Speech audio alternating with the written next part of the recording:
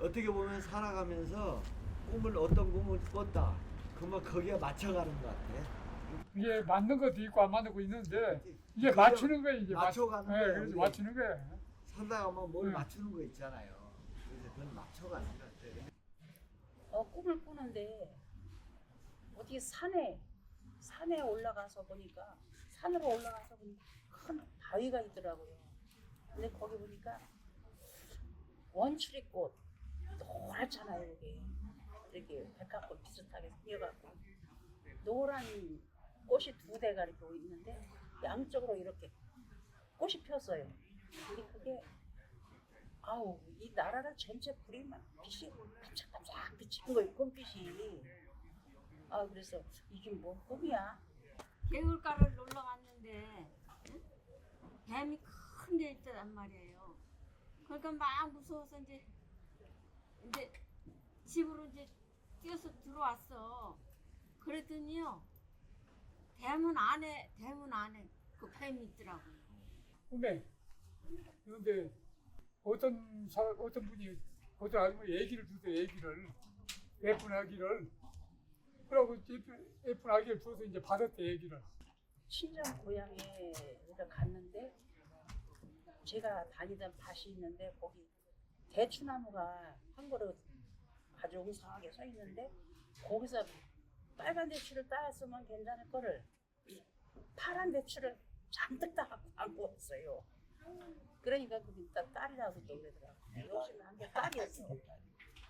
딸. 그래 셋째도 또 꿈을 꾸는데 고해는 또 둘째 딸 난 그 자리 거기에도 밤나무가 있는데 거기 가서 보니까 밤 사는데 왜 알밤을 주셨으면 될 거를 꿈이라 파란 밤송이를 따갖고 와서요. 파란 거를 그러니까 그것도 딸이라고 하더라고요. 파란 거. 밤송이? 예. 그럼 밤송이면은 까칠하겠네. 그게 좀 이게 성격이 뾰족뾰족이 돼가지고. 예, 애가 까칠하고 그 성격대로 꿈대로 가더라고. 얘가 막내딸은 성격도 쾌활하고 아주 성격이 좀 까칠하고 그래요. 그 성격대로 가는 것 같아요. 제비꽃 있잖아요. 제비꽃이 조그마한데 이게 점점 커지는 거예요. 제비꽃이 이게 커지면서 이제 그러고 나서 얘를 낳은 거예요. 그런 제목꾼 꾸다고 얘기하더라고. 저는 그런 꿈 꾼 거지. 근데 이제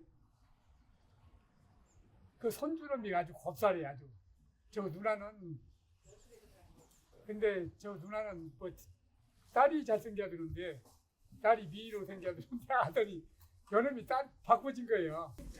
남자는 주로 뭐 크고 막 그러고 나오고 그러면 이제 뭐 부렁이 꿈을 꿨다. 그러면 이게 뭐 남자하고 막 이렇게 하잖아. 예, 황구렁이는 남자라도 그러면 그 무슨 동물도 마찬가지고 뭐 동물이 크고 용감하면 용맹하다고 또 반대에 그러면 싸납다 그러잖아. 그러면 좋게 해석을 하면 좋은 거고 나쁘게 해석하면 또 싸나운 거 그런 거. 근데 저 꿈을 이제 나도 아는 사람이 꿈인데 이게 지인인데 그 돼지가 이제 나갔는데 돼지를 막 찾는데 밖에 못 찾다가 이제 집에 들어오는 돼지가 들어오는 꿈 이런 꿈도 이제 태몽으로 이제 많이 꿨어요. 복숭아 있잖아요. 복숭아 밭에 가는데 복숭아를 따는데 왜 싱싱하고 좋은 걸 따야 되는데 현찮은 것만 따더라고 내가 그거를. 그래서 내가 이 복숭아가 내 현찮지가 이게 없으면 갖고 왔는데 얘가 크면서 병치리만 실거리더라. 병치리 같은 방 하더라고 확실히. 그 시들시들한 복숭아를 따니까 크면서 아픈 집에는 많이 하더라고. 나 그래서 태몽이 참 중요하다고. 근데 지금도 좀 약해 빠져가고 맨날 아파서 비실거려서 막내딸은 보약 같은 걸 안 먹여도 큰딸은 먹여도 한다니까. 태몽 때문에. 늘 몸이 약해가고 비실거리고 먹는 걸 깨질거리고 이렇게. 그래서 태몽이 그 제목이 좀 상당히 그 일리가 있는 것 같아요. 그대로 가서 그런다. 나는 그걸 안 믿는데 안 믿는데 그 꿈이 그게 좀 어디 맞는 경우가 있더라고. 학교 다닐 때는 스타킹이 비르르 약해가지고 지금도 맨날 그게 안쓰러워한다니까. 막내딸보다 큰딸을 더 안쓰럽게 생각해. 너는 꺾을 때 그런 꿈을 꿨기 때문에 그렇게 아픈 치료하는 거라고. 그렇지.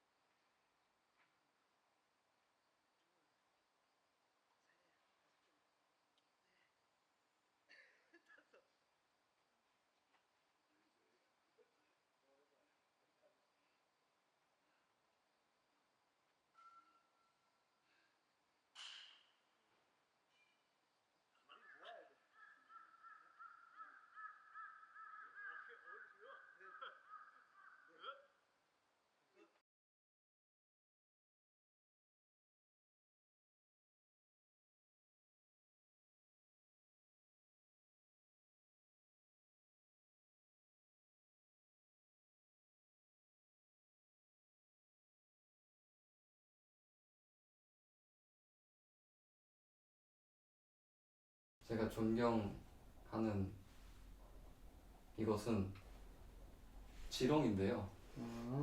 여기 한나 아렌트입니다. 한나 아렌트는 사실 제가 책을 사놓고 끝까지 읽은 적은 없는데 저는 이 사람은 비트겐슈타인인데요. 네. 여기가 입이고요. 여기가 이제 돌기들, 땅을 파기 위한 지렁입니다. 지렁이는 다른 존재를 공격할 수단이 없다는 거 아시나요? 그 관점을 갖게 해준 사람이 이 사람이어서?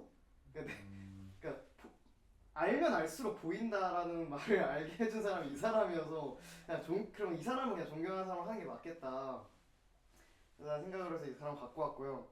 모든 존재가 먹을 수 있습니다. 아... 그리고 얘는 존재하는 것만으로도 그냥 자기 자신으로 그냥 먹고 싸고 하는 것만으로도 땅을 풍요롭게 만들고 이 세상을 전체를 풍요롭게 만들고 그 담배를 물고 이렇게 인터뷰를 하는 이 사진이 있는데 굉장히 굉장히 멋있고 약간 보면서 좀 치인다는 느낌을 받았습니다. 주된 업적은 이제 러셀과 프레게를 위시로 한 논리적 그 뭐라고 해야지 논리적 엄밀주의, 논리적 확실성 이런 걸 부수는 철학으로 그런 걸 부수면서 이제 자기만의 독자적인 해석이라고 볼 수도 있을 것 같아요. 그런 걸 내놓았죠 세상에. 거의 신비주의적이라고도 볼 수 있는. 이 세상을 전체를 풍요롭게 만들고 그 지렁이들이 지각을 이렇게 순환시켜주기 때문에 지구가 되게 땅이 질이 좋아진다 이런 얘기를 하거든요. 그래서 이분 좀 멋있다.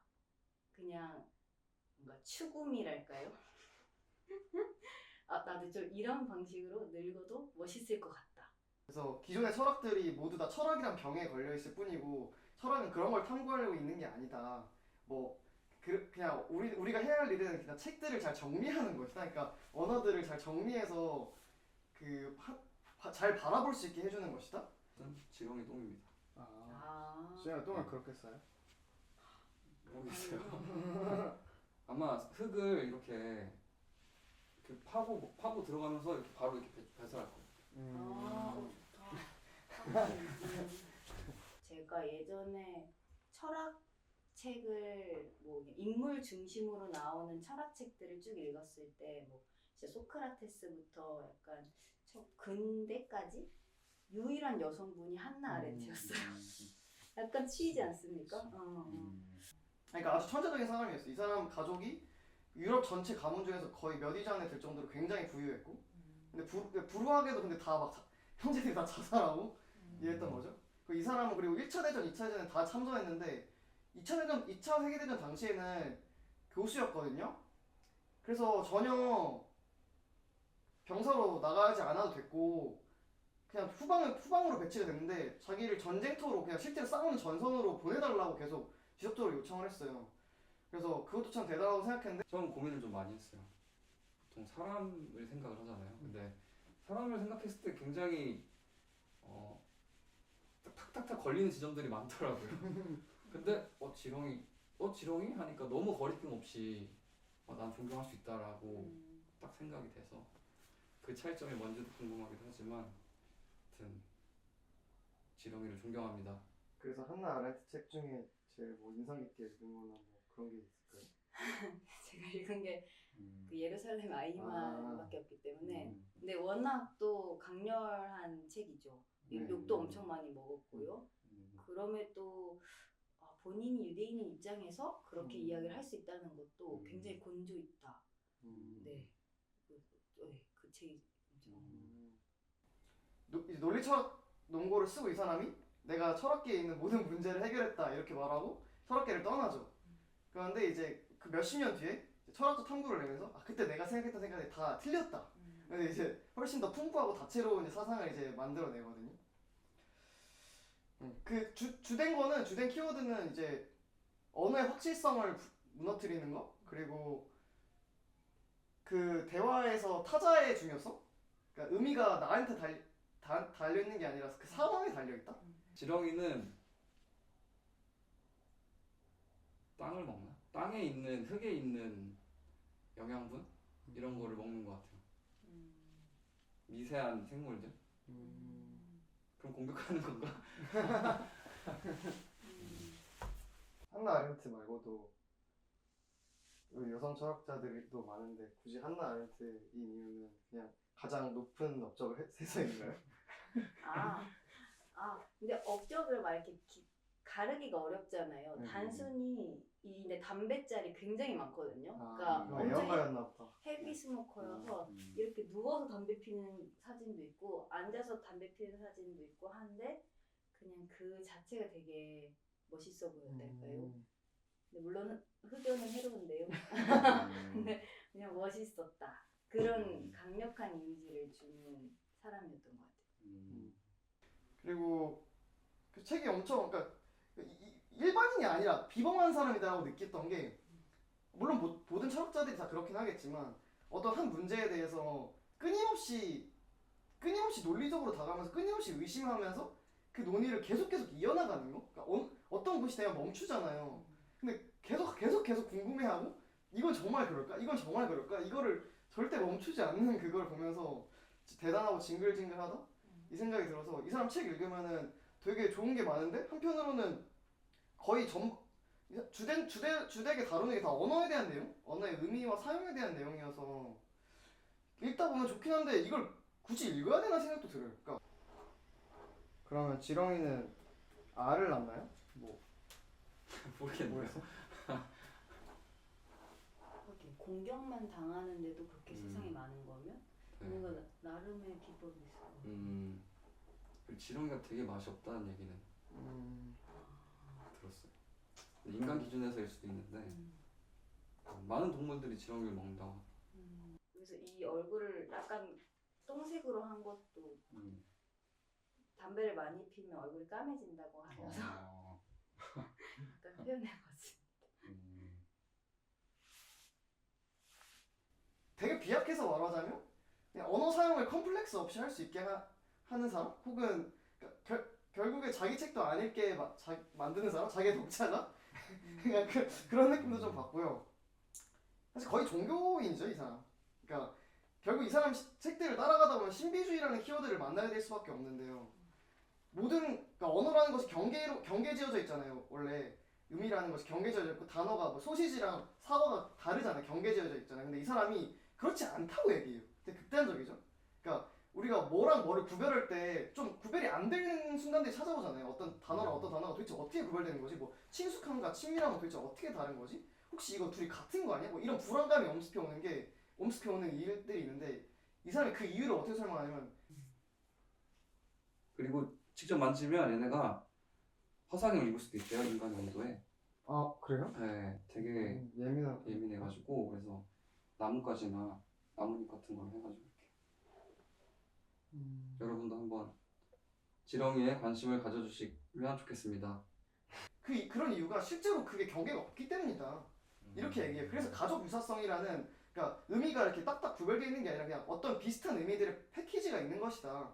그런 식으로 나아가서 의미라는 게 그러니까 아무것도 고정돼 있지 않다라고 얘기를 해요. 근데 그렇게 하다 보면 문명이라는 것 자체에 대해서 더 생각해 보게 되죠. 그러니까 왜냐면 문명이라는 게 언어로 쌓아 올리는 것이잖아요.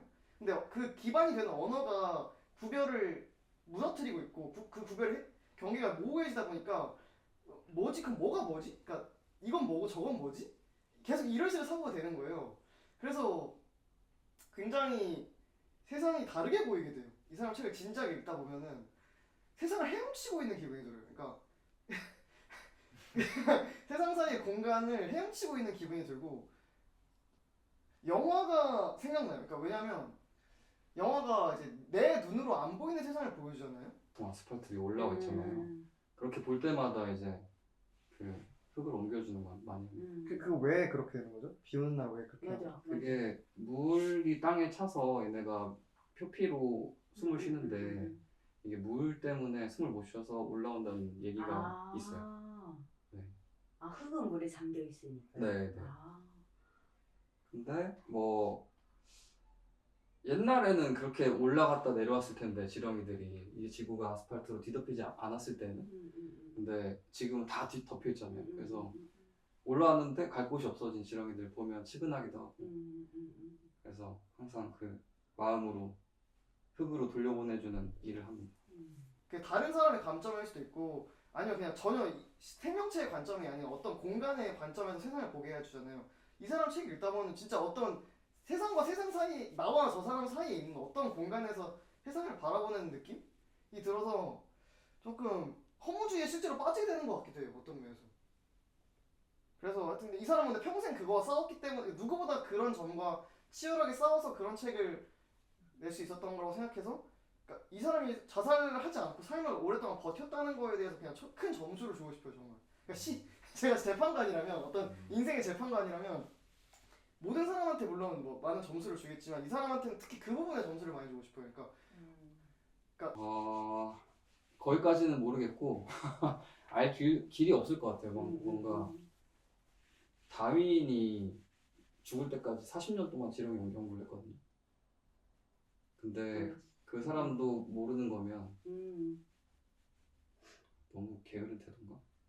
하여간 그래도 위에 올라와서 죽어있는 애들을 죽을 운명이 일 수도 있는 애들이잖아요. 그래서 그거를 고려하면 옮겨주는 게 좀 더 안전하지 않나? 이런 생각을 합니다.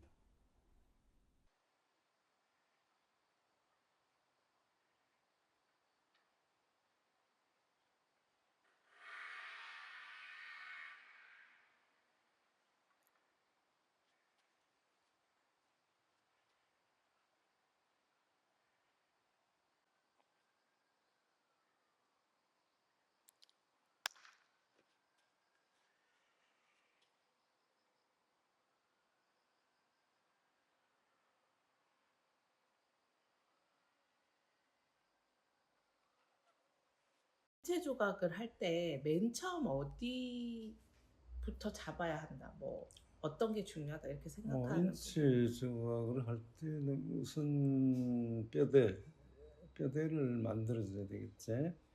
뼈대를 만들 때 있으면 동세, 비례 동세, 이제 거기에 또한 어떤 중심성 그런 것도 중요하고. 그 다음에는 일단 좀 더 세부적으로 얼굴과 동체, 그 다음에 팔, 다리를 일단 이렇게 비례에 맞게 잡아줘야 되고, 그다음에 양을 만들어야 되겠지. 양을 만들고 또 중요한 거는 전체적인 흐름이 아주 중요하지 않을까. 그리고 얼굴의 각도와 가슴의 각도가 어떻게 다른지 이제 이런 부분도 아주 중요할 것 같고. 그러니까 사실 조각이랑 조소랑 다른데 이렇게 붙여서 만들 때는 신봉이 그러니까 뼈대가 진짜 중요한데 양이 없는 상태에서 우리가 상상을 해서 그 크기를 잡아야 되잖아요. 그래서 보통은 몸통을 제일 기준으로 처음에 만들죠. 그게 아까 가장 기본이지. 몸통을 먼저 하는 게 기본.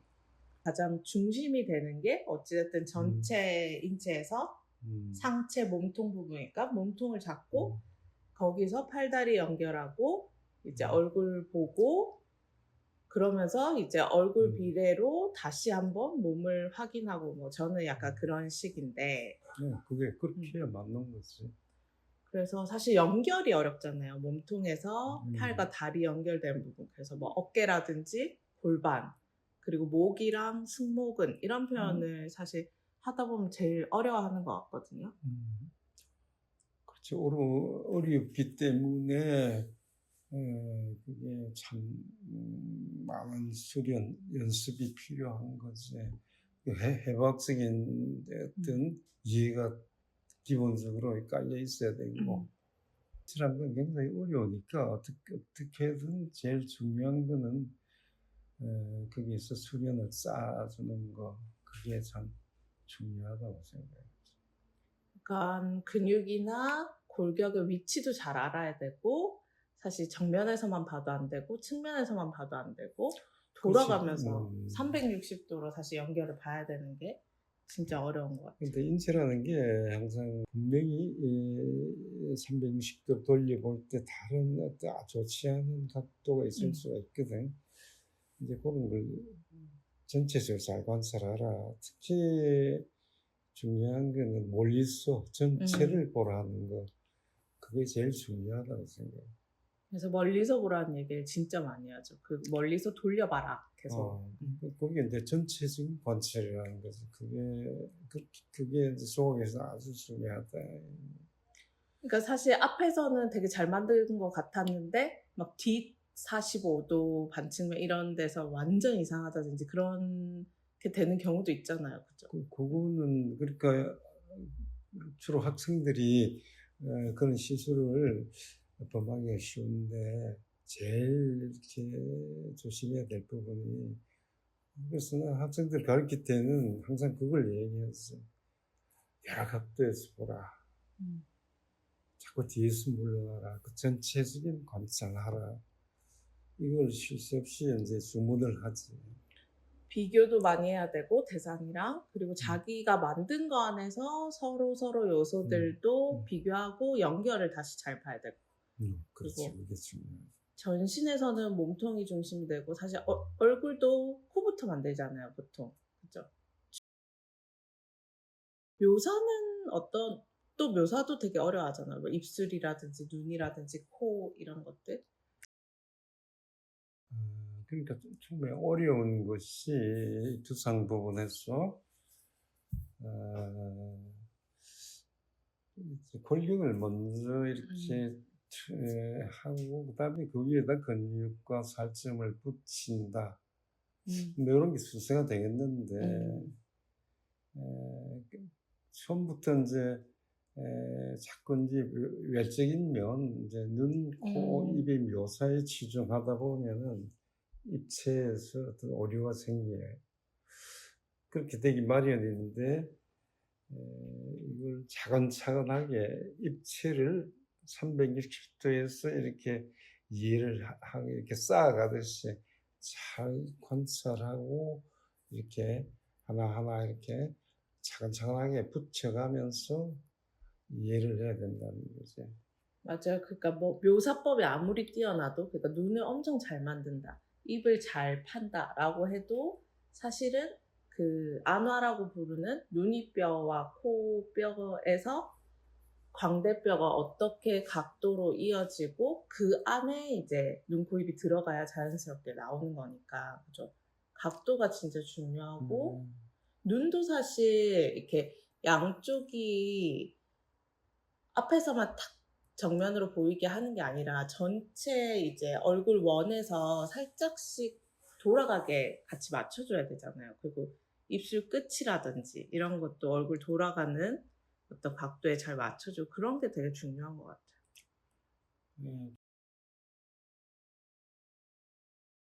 입체를 먼저 이렇게 파악을 이해를 해가지고 하고. 입체를 이렇게 두리뭉실하게 덩어리 잡아주면서 거기에서 출발해서 이제 각 부분의 어떤 좌표라든지 정확한 형태감을 잡고 비례 잡고 이렇게 이제 순서적으로 들어가는 게 아주 중요한데 그 순서가 이러건다면 아주 어렵게 되는 거죠. 그리고 또 되게 비전공자인 분들이 재밌게 생각했던 게 머리카락 표현 이런 게 보통 사람들은 흙으로 약간 국수처럼 얇게 얇게 해서 붙인다라고 처음에 생각을 많이 하는 거예요. 근데 사실은 흙이 그 얇은 머리카락을 똑같이 표현할 수가 없고 그리고 가장 중요한 건 두개골 양에서 얼마나 풍부하게 이제 떨어지는 머리카락의 양을 잘 잡느냐가 사실 더 중요하잖아요. 그러니까 두개골을 이해를 하면서 일단 머리 양을 붙여야지. 머리 양을 붙이되 이걸 아까도 얘기했다시피 조금 가벼우니까 가벼운 물체라는 걸 다룰 때 우리가 조각할 때 하는 거하고 또 부드러운 거 딱딱한 거 하는 거 다 다르니까 너무 또 이렇게 세부적으로 많이 표현을 하면은 공예품 같이 좀 조악해 보이기 쉬우니까 좀 징그러울 수도 있죠. 그렇지. 그래서 보통은 단단한 면은 좀 많이 눌러서 매끄럽게 그렇지, 만들고 그렇지. 가벼운 건 살짝 날카롭고 거칠게 표현을 하는 게 있죠. 저희가 보고 만들었던 건 돌을 가지고 조각을 해서 깎아나간 거지만 저희는 이제 붙여서 만드는데 보통 흙으로 만들 때랑 이거는 이제 석분점토였는데 이 점토 자체가 사실 만들기가 좋은 재료는 아니잖아요. 그죠? 지점토랑 비슷한 이런 재질인데 그러면 천사 조각상 하면은 생각나는 특징이 있어요? 어때야 된다. 뭐 어떤 특징이라기보다는 좀 정교적인 실수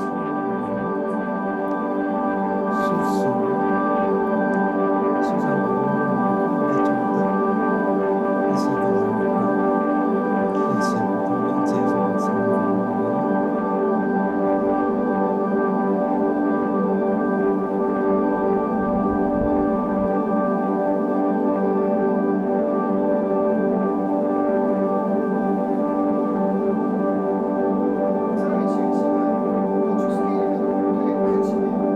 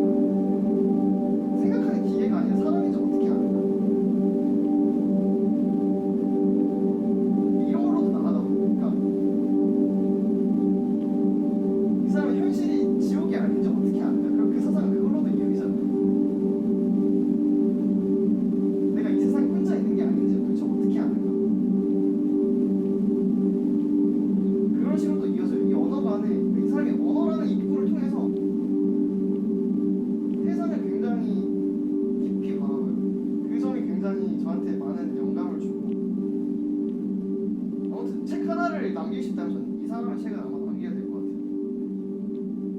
아마 지금으로부터 뭐 시간이 더 많이 흐르면 성경을 남길 수도 있겠지만 지금까지는 이 사람의 책이 저한테 약간 그런 역할을 해주는 그런 거고요.